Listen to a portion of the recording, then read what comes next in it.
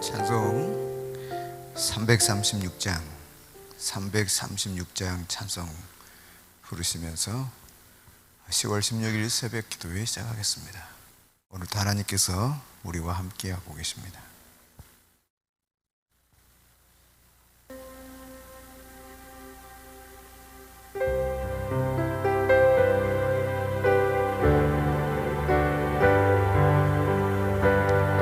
환난과 핍박 중에도 성도는 신앙 지켰네. 이 신앙 생각할 때에 기쁨이 충만하도다. 성도의 신앙 따라서 죽도록 충성하겠네. 복증에 매인 성도라 양심은 자유 얻었네. 우리도 고난 받으면 죽어도 영광 되도다. 성도의 신앙 따라서 죽도록 충성하겠네.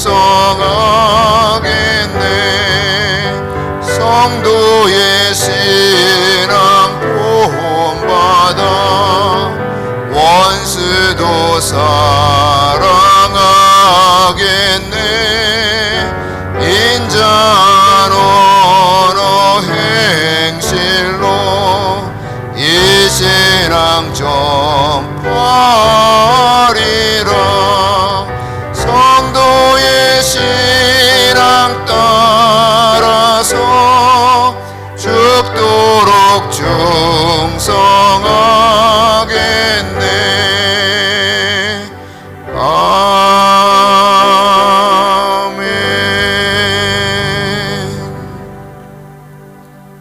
아멘이시여 충성되신 주님, 또한 우리에게 죽도록 충성하기를 요구하시는 주님이심을 오늘 이 아침에 다시 상기시켜 주시니 감사합니다. 하나님의 말씀 앞에 저희들을 세워주셨사오니 진리로 우리를 가르치시고 그 진리의 말씀 앞에 성심으로 충심으로 살아가게 하옵소서. 오 하나님 아버지, 오늘 이 아침에도 우리 주 예수 그리스도의 어린 양 보배로운 피를 우리가 청구하오니 그 피로 우리를 씻어주시고 이 공간을 덮어주시며 하나님의 영광의 임재가 충만케 하옵소서. 진리의 성령께서 지혜와 계시를 충만하게 부어 주옵소서. 우리 구주 예수 그리스도의 이름으로 기도드립니다. 아멘. 하나님의 말씀을 함께 보도록 하겠습니다. 열왕기상 19장입니다. 구약 549쪽 맥제인식 성경 읽기 방식을 통해서 우리는 성경을 살펴보면서 말씀을 함께 나누고 있습니다. 먼저 열왕기상 19장입니다. 하나님의 말씀을 읽고 그 말씀을 듣고 그 말씀을 지키는 자에게 복이 있는 줄 믿습니다. 자, 하나님의 말씀 함께 받들겠습니다. 아합이 엘리야가 행한 모든 일과 그가 어떻게 모든 선지자를 칼로 죽였는지를 이세벨에게 말하니 이세벨이 사신을 엘리야에게 보내어 이르되 내가 내일 이맘때에는 반드시 내 생명을 저 사람들 중 한 사람의 생명과 같게 하리라. 그렇게 하지 않으면 신들이 내게 벌 위에 벌을 내림이 마땅하니라 한지라. 그가 이 형편을 보고 일어나 자기의 생명을 위해 도망하여 유다에 속한 부엘세바에 이르러 자기의 사환을 그곳에 머물게 하고 자기 자신은 광야로 들어가 하룻길쯤 가서 한 로뎀 나무 아래에 앉아서 자기가 죽기를 원하여 이르되 여호와여 넉넉하오니 지금 내 생명을 거두시옵소서. 나는 내 조상들보다 낫지 못하니이다 하고 로뎀 나무 아래에 누워 자더니 천사가 그를 어루만지며 그에게 이르되 일어나서 먹으라 하는지라. 본즉 머리맡에 숯불에 구운 떡과 한 병 물이 있더라. 이에 먹고 마시고 다시 누웠더니 여호와의 천사가 또다시 와서 어루만지며 이르되 일어나 먹으라. 내가 갈 길을 다 가지 못할까 하노라 하는지라. 이에 일어나 먹고 마시고 그 음식물의 힘을 의지하여 40주 40야를 가서 하나님의 산 호렙에 이르니라. 엘리야가 그곳 굴에 들어가 거기서 머물더니 여호와의 말씀이 그에게 임하여 이르시되 엘리야야 내가 어찌하여 여기 있느냐.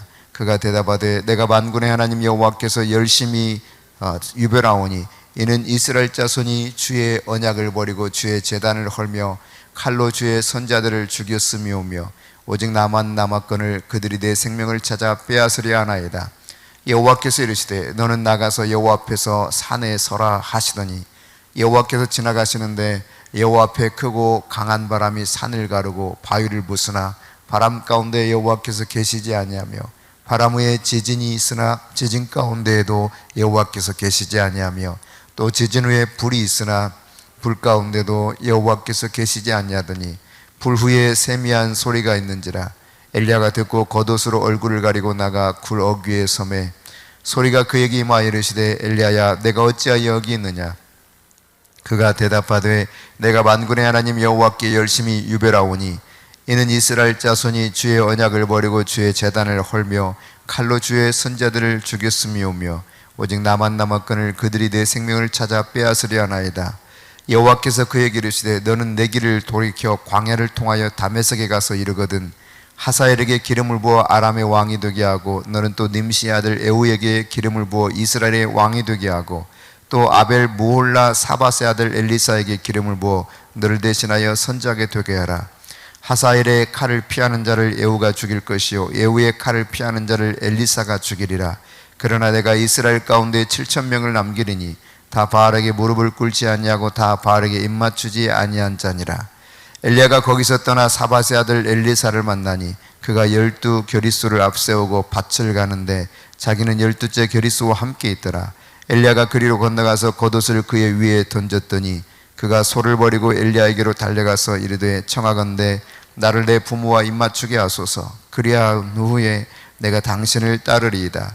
엘리야가 그에게 이르되 돌아가라. 내가 내게 어떻게 행하였느냐 하니라. 엘리사가 그를 떠나 돌아가서 한 겨리소를 가져다가 잡고 소의 기구를 불살라 그 고기를 삶아 백성에게 주어 먹게 하고 일어나 엘리야를 따르며 수종 들었더라. 아멘.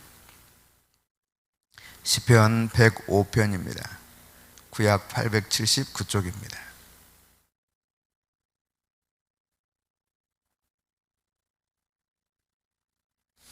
함께 받들어있습니다. 여호와께 감사하고 그의 이름을 불러하려며 그가 하는 일을 만민 중에 알게 할지어다. 그에게 노래하며 그를 찬양하며 그의 모든 기이한 일들을 말할지어다. 그의 거룩한 이름을 자랑하라. 여호와를 구하는 자들은 마음이 즐거울지로다. 여호와와 그의 능력을 구할지어다. 그의 얼굴을 항상 구할지어다. 그의 종 아브라함의 후손 곧 택하신 야곱의 자손 너희는 그가 행하신 기적과 그의 이적과 그의 입의 판단을 기억할지어다. 그는 여호와 우리 하나님이시라. 그의 판단이 온 땅에 있도다. 그는 그의 언약 곧 천대에 걸쳐 명령하신 말씀을 영원히 기억하셨으니 이것은 아브라함과 맺은 언약이고 이삭에게 하신 맹세이며 야곱에게 세우신 율례 곧 이스라엘에게 하신 영원한 언약이라. 이르시기를 내가 가나안 땅을 내게 주어 너에게 할당된 소유가 되게 하리라 하셨도다. 그때에 그들의 사람 수가 적어 그 땅에 나그네가 되었고 이 족속에게서 저 족속에게로 이 나라에서 다른 민족에게로 떠돌아 다녔도다. 그러나 그는 사람이 그들을 억압하는 것을 용납하지 아니하시고 그들로 말미암아 왕들을 꾸짖어 이르시기를 나의 기름 부은 자를 손대지 말며 나의 선자들을 해하지 말라 하셨도다. 그가 또 그 땅에 기근이 들게 하사 그들이 의지하고 있는 양식을 다 끊으셨도다. 그가 한 사람을 앞서 보내셨으며 요셉이 종으로 팔렸도다. 그의 팔은 착고를 차고 그의 몸은 쇠사슬에 매였으니 곧 여호와의 말씀이 응할 때까지라. 그의 말씀이 그를 단련하였도다. 왕이 사람을 보내어 그를 석방하며 무백성의 통치자가 그를 자유롭게 하였도다.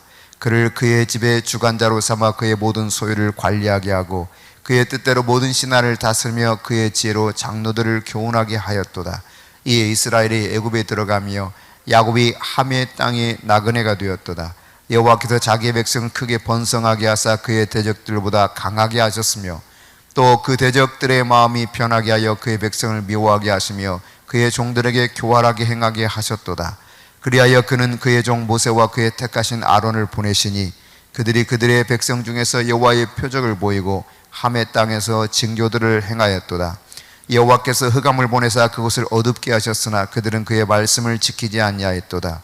그들의 물도 변하여 피가 되게 하사 그들의 물고기를 죽이셨도다. 그 땅에 개구리가 많아져서 왕의 궁실에도 있었도다. 여호와께서 말씀하신즉 파리 때가 오며 그들의 온 영토에 이가 생겼도다. 비 대신 우박을 내리시며 그들의 땅에 화염을 내리셨도다. 그들의 포도나무와 무화과 나무를 치시며 그들의 지경에 있는 나무를 찍으셨도다. 여호와께서 말씀하신즉 황충과 수많은 메뚜기가 몰려와 그들의 땅에 있는 모든 채소를 먹으며 그들의 밭에 있는 열매를 먹었도다. 또 여호와께서 그들의 기력의 시작인 그 땅의 모든 장자를 치셨도다. 마침내 그들을 인도하여 은금을 가지고 나오게 하시니 그의 지파 중에 비틀거리는 자가 하나도 없었도다. 그들이 떠날 때 애굽이 기뻐하였으니 그들이 그들을 두려워함이로다. 여호와께서 낮에는 구름을 펴사 덮개를 삼으시고 밤에는 불로 밝히셨으며 그들이 구한즉 메추라기를 가져오시고 또 하늘의 양식으로 그들을 만족하게 하셨도다. 반석을 여신즉 물이 흘러나와 마른 땅에 강같이 흘렀으니 이는 그의 거룩한 말씀과 그의 종 아브라함을 기억하셨음이로다. 그의 백성이 즐겁게 나오게 하시며 그의 택한 자는 노래하며 나오게 하시고 여러 나라의 땅을 그들에게 주시며 민족들이 수고한 것을 소유로 가지게 하셨으니 이는 그들이 그의 율례를 지키고 그의 율법을 따르게 하려 하심이로다. 할렐루야. 아멘. 다니엘 1장입니다. 다니엘서 1장 1231쪽. 다니엘서 1장입니다.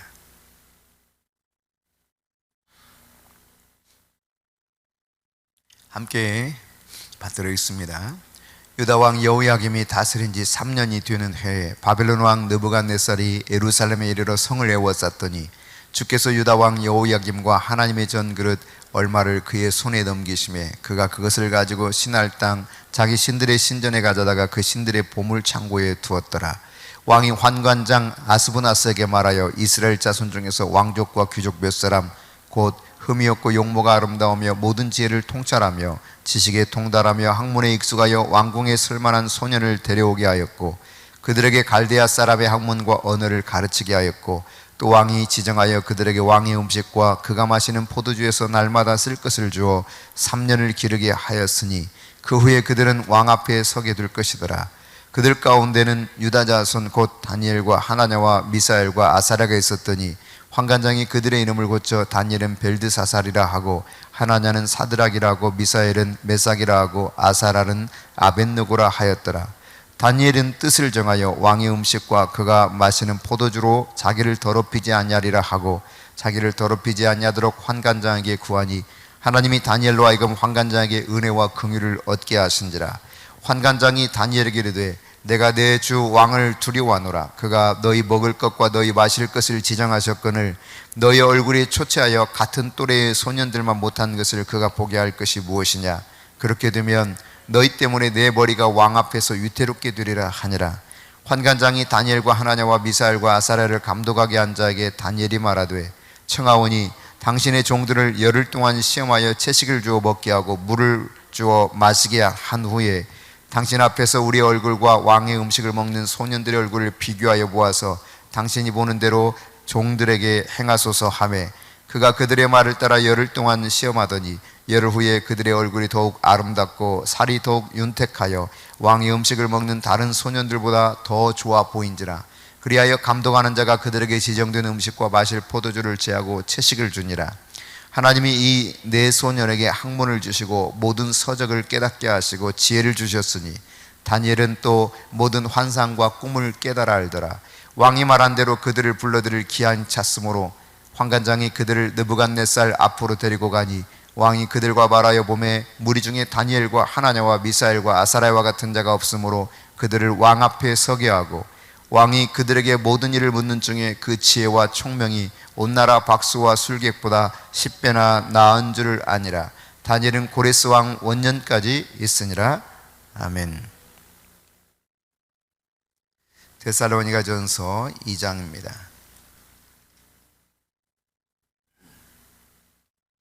신약 329쪽 데살로니가 전서 2장.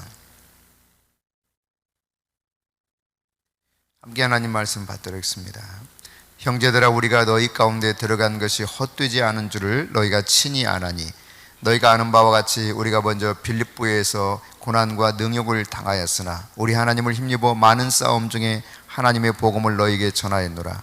우리의 권면은 간사함이나 부정에서 난 것이 아니요 속임수로 하는 것도 아니라 오직 하나님께 옳게 여기심을 입어 복음을 위탁받았으니 우리가 이와 같이 말함은 사람을 기쁘게 하려 함이 아니요 오직 우리 마음을 감찰하시는 하나님을 기쁘시게 하려 함이라. 너희가 알거니와 우리가 아무 때에도 아첨하는 말이나 탐심의 탈을 쓰지 아니한 것을 하나님이 증언하시느니라. 또한 우리는 너희에게서든지 다른 이에게서든지 사람에게서는 영광을 구하지 아니하였노라. 우리는 그리스도의 사도로서 마땅히 권위를 주장할 수 있으나 도리어 너희 가운데서 유순한 자가 되어 유모가 자기 자녀를 기름과 같이 하였으니 우리가 이같이 너희를 사모하여 하나님의 복음뿐 아니라 우리의 목숨까지도 너희에게 주기를 기뻐함은 너희가 우리의 사랑하는 자 됨이라. 형제들아, 우리의 수고와 애쓴 것을 너희가 기억하리니 너희 아무에게도 폐를 끼치지 않냐고 밤낮으로 일하면서 너희에게 하나님의 복음을 전하였노라. 우리가 너희 믿는 자들을 향하여 어떻게 거룩하고 옳고 흠없이 행하였는지에 대하여 너희가 증인이요 하나님도 그러하시도다.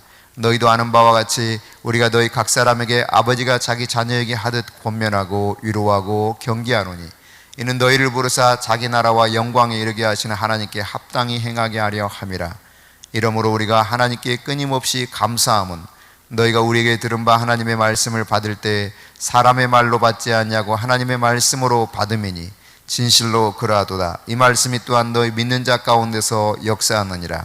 형제들아, 너희가 그리스도 예수 안에서 유대에 있는 하나님의 교회들을 본받은 자 되었으니 그들이 유대인들에게 고난을 받은 것 같이 너희도 너희 동족에게서 동일한 고난을 받았느니라. 유대인은 주 예수와 선자들을 죽이고 우리를 쫓아내고 하나님을 기쁘시게 하지 않냐고 모든 사람에게 대적이 되어 우리가 이방인에게 말하여 구원받게 함을 그들이 금하여 자기 죄를 항상 채우매 노하심이 끝까지 그들에게 임하였느니라.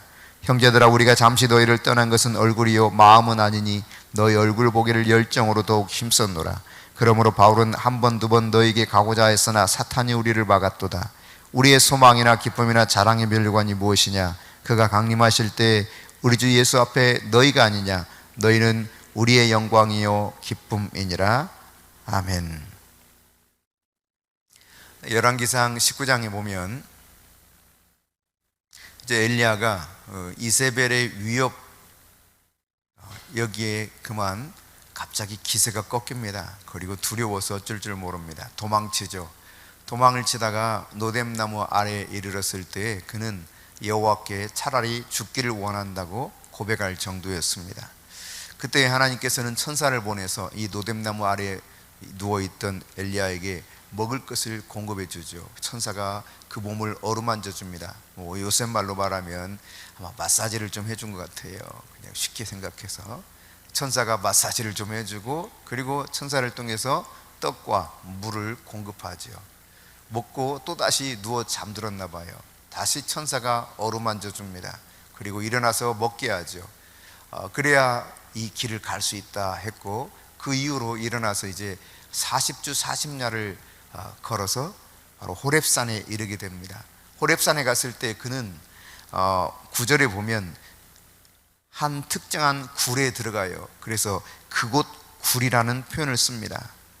굴이라는 단어는 함무야라라고 하는 히브리어를 사용하는데 그 앞에 정관사 하라고 하는 단어를 덧붙였어요. 바로 그 굴이라는 이야기입니다. 이 말은 출애굽기 33장 22절에 나타나 있는 하나님의 영광이 지나갈 때 굴 속에서 반석 틈에서 모세를 보호하셨던 그 굴, 바로 그 굴을 상징하는 것으로 일반적으로 알려져 있어요. 그러니까 특정한 그 굴에 들어가서 머물러 있을 때 너 왜 여기 있냐? 하나님이 물으시죠. 그리고 하나님께서 이제 밖으로 나가서 호렙산 앞에 서라는 거예요. 그랬더니 어떤 일이 일어납니까? 크고 강한 바람이 산을 막 가르고 지나갑니다. 그 다음에는 지진이 일어나요. 그리고 불이 나타납니다. 그런데 이런 크고 강한 바람과 지진과 불 사이에서도 하나님은 보이지 않습니다. 물론 이것들은 다 하나님의 임재를 상징하는 그런 표현들이죠. 그러나 이 가운데서 하나님을 발견할 수 없었고 그 이후에 세미한 소리가 들려요. 그곳에서 하나님을 만나게 되는 엘리야를 소개하고 있습니다.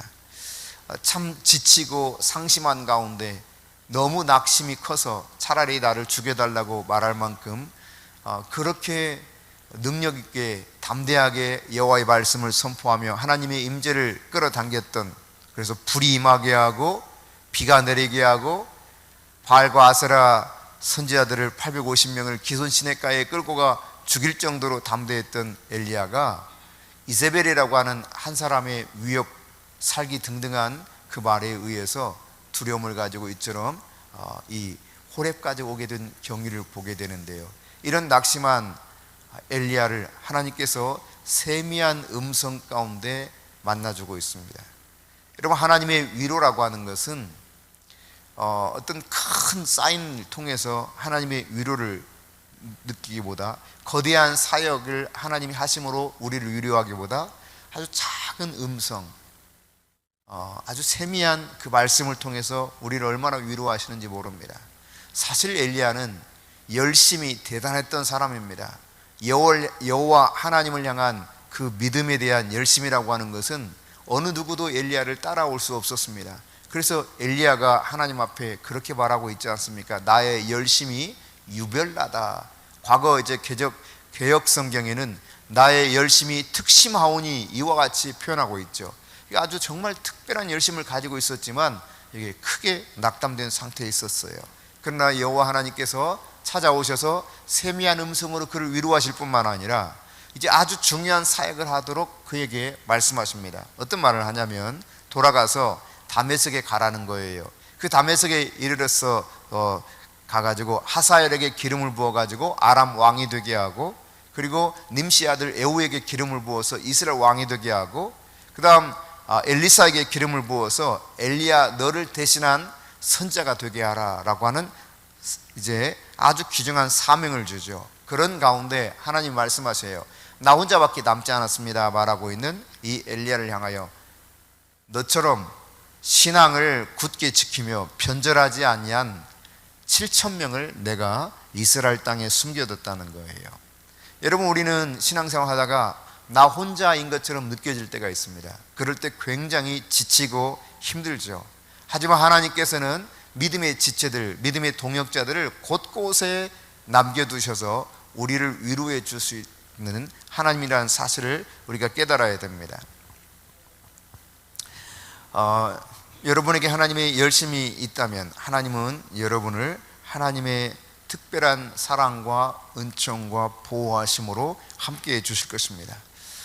시편 105편 말씀인데요, 이 시편 105편의 말씀에 보면은 하나님이 역사의 주관자라는 사실, 그리고 그는 언약에 매우 신실하신 분이라는 사실을 가르쳐주고 있습니다. 이스라엘 역사 속에 하나님이 어떻게 해오셨는가, 아브람을 부르실 때부터 시작해서 그리고 이삭, 야곱, 요셉, 그 이후에 애굽에서의 생활, 그리고 모세와 아론을 통해서 그들을 구원해내는 이 모든 과정과 가나안 땅에 마침내 이를 때까지 하나님이 어떻게 하셨는가, 이것을 시인이 노래하고 있는 장면입니다. 그래서 이런 역사에 대한 이야기를 쭉 이야기하며 시를 지었기 때문에 이 시를 역사시라 이렇게 말하기도 해요. 시편 150편 가운데 역사시로 분류되는 것이 3편이 있습니다.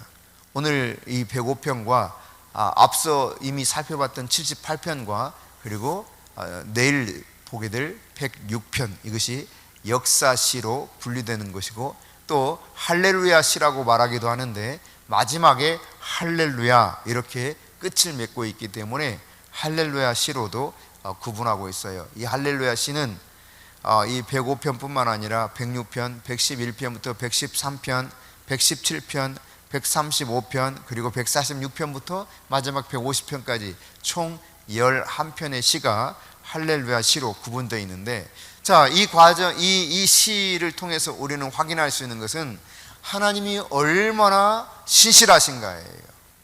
그 약속을 이행하는 데 있어서 한치의 오차도 없이 수천 년의 세월이 흘러도 그분은 그 약속을 기억하고 계시고 이행하고 계시다라는 거예요. 마지막 부분에 보면 뭐라고 고백하냐면 이렇게 행하신 이유는 무엇인가? 42절에 보면 그의 거룩한 말씀과 그의 종 아브라함을 기억하셨음이로다, 이와 같이 말씀하고 있죠. 그러니까 하나님이 말씀하신 것과 아브라함에게 약속했던 것을 이행하기 위해서 지금까지 이 모든 역사를 주관하셨다는 것입니다. 이 과정 속에 많은 어려움도 있었어요. 아브라함은 여러 지역을 돌아다니면서 나그네처럼 살아 있었죠. 이삭 역시도 많은 어려움이 있었습니다. 야곱도 그 세월이 나그네 세월이 험악한 세월을 살았다고 고백할 만큼 어려웠었죠. 요셉의 고난은 어땠습니까? 요셉이 종으로 팔려서 온갖 고생하고 그리고 옥살이까지 했습니다. 이런 모든 고난의 세월들이 어느 때까지 지속될 것인가? 우리 인생을 통해서 아픔과 고난, 시련이 계속될 때 우리가 동일하게 느끼는 감정이거든요. 도대체 이 아픔과 고난은 언제 끝이 날까? 근데 오늘 본문 19절에 보면 여호와의 말씀이 응할 때까지라는 거예요. 그 말씀이 그를 단련하셨도다라고 말합니다. 하나님의 말씀의 뜻이 성취될 때까지 하나님께서는 때로 우리를 연단하시고 고난 속에서 단련시킨다는 사실을 깨달아야 돼요. 그럼에도 불구하고 우리가 확신할 수 있는 것은 여호와는 신실하셔서 그분의 말씀을 이루고 계신다. 우리의 삶 모든 전반적인 영역 속에서 당신의 뜻을 성취해 가고 계시고 그분이 말씀하신 것을 기억하시고 이 모든 역사를 전체를 바꾸어서라도 그 뜻을 이루신다는 사실입니다. 그러니까 역사는 누구를 중심으로 돌아가느냐? 궁극적으로 하나님이 주관자시지만 하나님의 백성을 중심으로 역사는 돌아가고 있는 거예요. 이것을 알아야 돼요.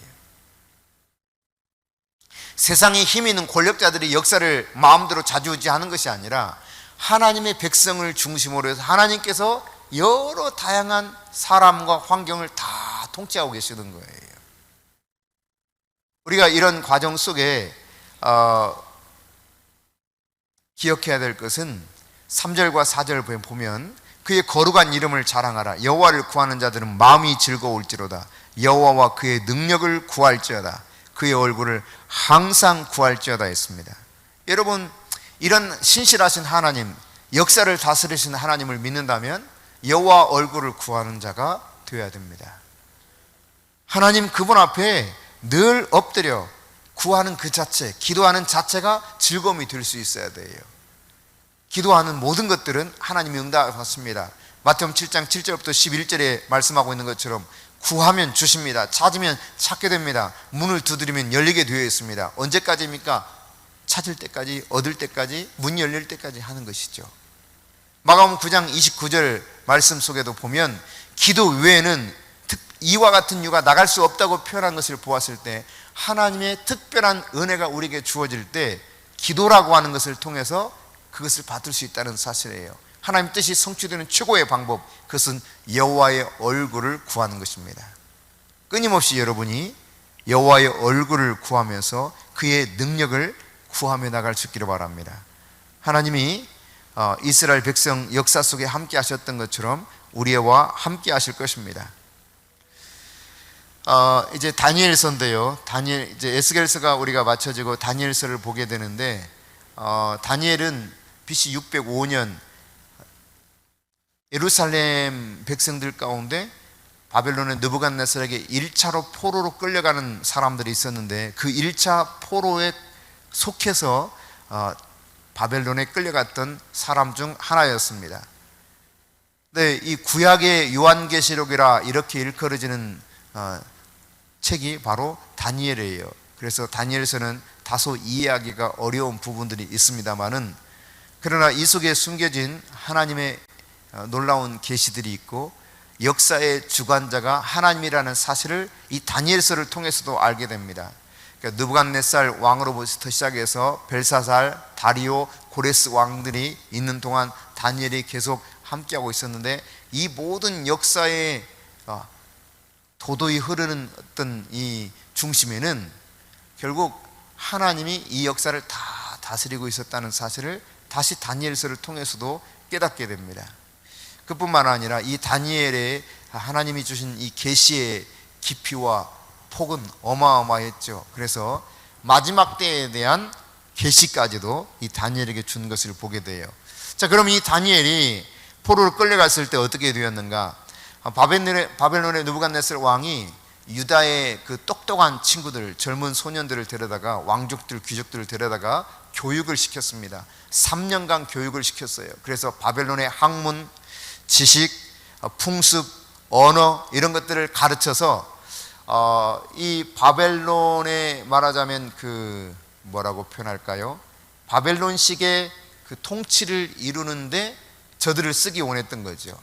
그런데 이들을 3년간 교육할 때 바벨론 왕인 느부갓네살이 내려주는 음식을 먹었어야 됐습니다. 그런데 이 음식이 말이죠, 우상 앞에 제사로 제물로 드려진 다음 나오는 음식이었어요. 그래서 다니엘은 이것을 원치 않았습니다. 먹지 않기로 작정을 하지요. 자, 8절 9절을 같이 읽어봅시다. 시작. 다니엘은 뜻을 정하여 왕의 음식과 그가 마시는 포도주로 자기를 더럽히지 않냐리라 하고 자기를 더럽히지 않냐도록 환관장에게 구하니 하나님이 다니엘로 하여금 환관장에게 은혜와 긍휼을 얻게 하신지라. 아멘. 여러분, 왕이 내려주는 산의 진미를 거부해 버린 것입니다. 사실 이것은 목숨이 위태로운 아주 위험한 행동이에요. 그럼에도 불구하고 앞서 말씀드렸던 것처럼 우상의 제단에 드렸던 제물이 내려오는 것이라 다니엘은 이것에 절대로 타협할 수가 없었습니다. 목숨을 건 뜻을 정하는 것이죠. 여러분, 우리가 신앙생활 할 때 이런 뜻을 정해야 됩니다. 결단코 내가 타협하지 않으리라, 나는 오직 믿음으로 살리라, 이런 뜻을 정해야 돼요. 이 뜻을 정하고 하나님 앞에 기도하면서 산의 진미, 왕이 내려주는 이 모든 것들을 다 거부하면서 살아가고자 했을 때 먼저 환관장에게 딱 걸리게 되죠. 그때 환관장이 다니엘의 이야기를 듣고 그래, 알았다, 열흘 동안 그러면 네 말대로 시험해보마 해서 열흘이 지난 뒤에 왕이 내려주는 음식을 먹은 자와 그냥 채소만 먹고 물만 마신 이 다니엘과 세 친구의 모습을 보니까 오히려 얼굴이 더 좋아, 얼굴빛이. 그래서 3년간 그들은 이 고기, 포도주, 좋은 음식들, 왕이 내려주는 걸 다 거부하고요, 채소와 물만 마시면서 3년간 지냈던 것이죠. 그런데 여러분, 어떻게 되었습니까? 놀랍게도 하나님께서 이 다니엘에게 은혜를 주셔서 다른 여러 사람보다 지혜가 10배나 더했다는 거예요. 10배. 그러니까 여러분, IQ가 평균 사람들이 100이라면 이 다니엘과 세 친구는 IQ가 1000인 거예요. 1000. 상상을 초월하는 것이죠. 어마어마한 지혜를 주셨다는 이야기입니다. 쉽게 말해서. 그것도 온 나라 박수와 술객들보다 10배나 이렇게 표현한 것을 보면, 그러니까 그 나라의 사람들 가운데 특별히 똑똑한 사람들보다 10배나 더 지혜와 총명이 뛰어났다는 것입니다. 그러니까 하나님께 뜻을 정한 인생을 하나님께서 어떻게 은혜를 베풀어 주신가를 이 모습을 통해서 우리가 보게 되죠. 여러분, 이 세상은 참 그냥 신앙인이 믿음을 지키는 것이 쉽지 않습니다. 위협하고 어렵게 만드는 요소들이 많이 있습니다.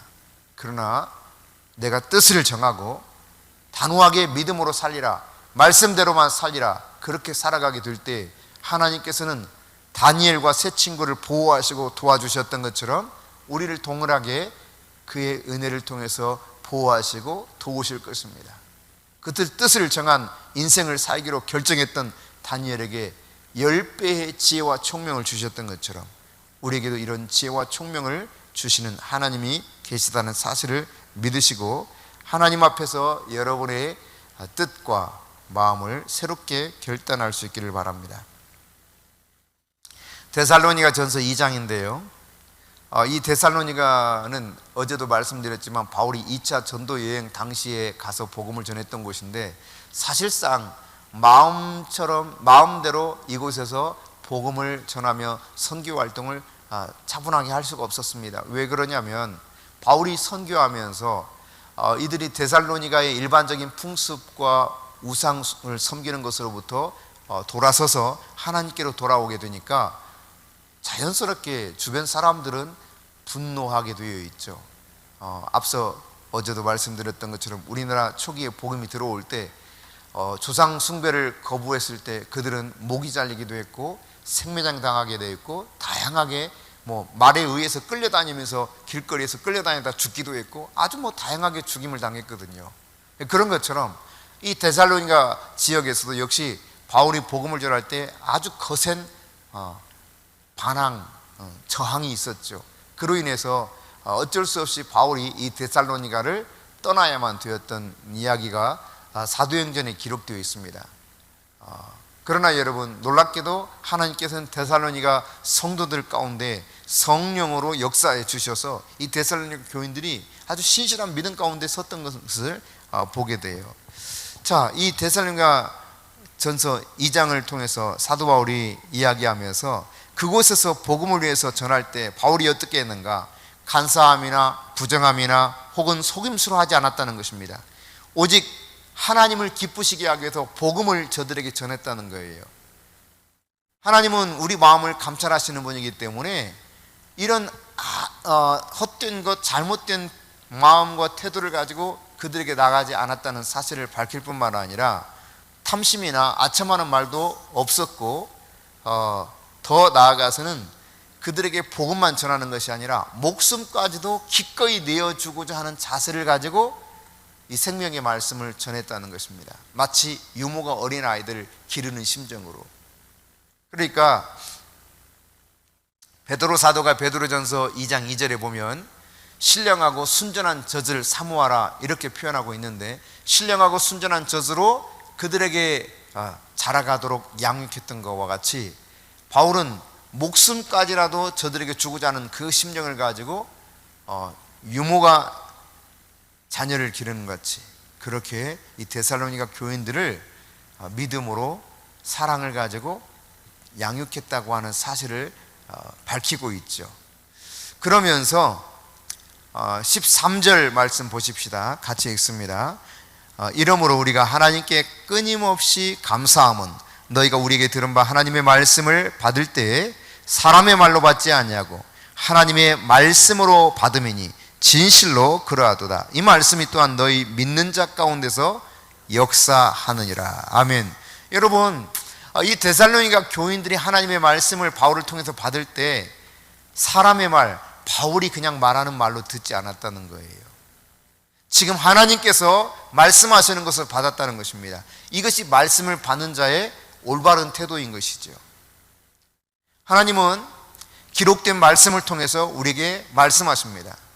하나님은 또한 성육신하신 말씀이신 예수 그리스도를 통해서 말씀하신 바가 있습니다. 물론 우리는 직접 그분을 만나지 못해서 그 말씀은 듣지 못했죠.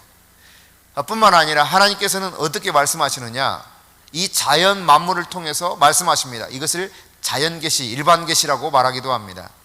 그러나 하나님께서는 또 한 가지 말씀하시는 통로가 있습니다. 그것이 무엇인가 하면 강단에서 선포되는 말씀을 통해서 그분은 자신을 계시하셔요.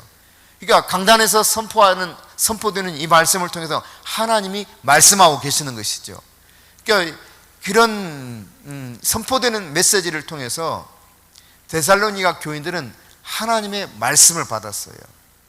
여러분, 우리가 하나님의 말씀을 받아들이는 다양한 통로가 있지만 하나님의 종을 세워서 하나님이 선포해 주시는 말씀을 인간의 말로 여러분이 받아들이지 마시고 데살로니가 교인들이 바울의 말을 하나님의 말씀으로 받았던 것처럼 여러분이 하나님의 말씀으로 받을 수 있기를 축복합니다.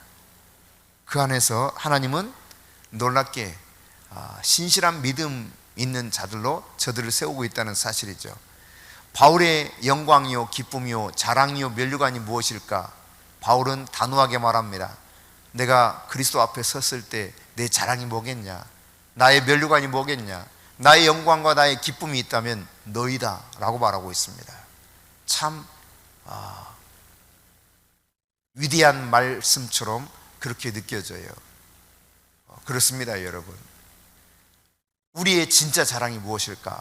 우리가 말씀을 전해서 말씀으로 양육해서 그들이 제대로 성장하고 있는 성도의 모습, 그것이야말로 최고의 기쁨이요 자랑이요 영광이요 주님 앞에서 받을 면류관과 같은 것이라는 사실을 우리가 생각해 보면, 한 영혼 한 영혼을 내가 복음을 전하고 사랑으로 말씀을 가지고 양육해 갈 때 저 영혼이 내가 하나님 앞에서 나의 영광이다, 나의 기쁨이다, 나의 자랑이다, 나의 면류관이다 라고 하는 마음과 자세를 가지고 우리가 그들을 대한다면, 그들 안에서 하나님의 놀라운 그 은혜 속에서 믿음 안에 바르게 성장하는 모습을 보게 될 것입니다. 우리가 어제 살펴봤지만 이 데살로니가 교인들의 믿음이 얼마나 대단했던지 이 믿음의 소문이 각처에 퍼졌다 그랬어요. 그래서 아가야, 마게도냐와 아가야 지방까지도 그 믿음의 소문이 쫙 났다는 겁니다. 여러분이 이런 믿음의 사람 되어서 여러분의 믿음의 소문이 각처에 퍼져나갈 수 있기를 축복합니다. 그리고 여러분을 가르치고 여러분에게 양육하는 지도자에게 여러분이 영광이요, 기쁨이요, 자랑이요, 면류관이 될 수 있기를 축복합니다.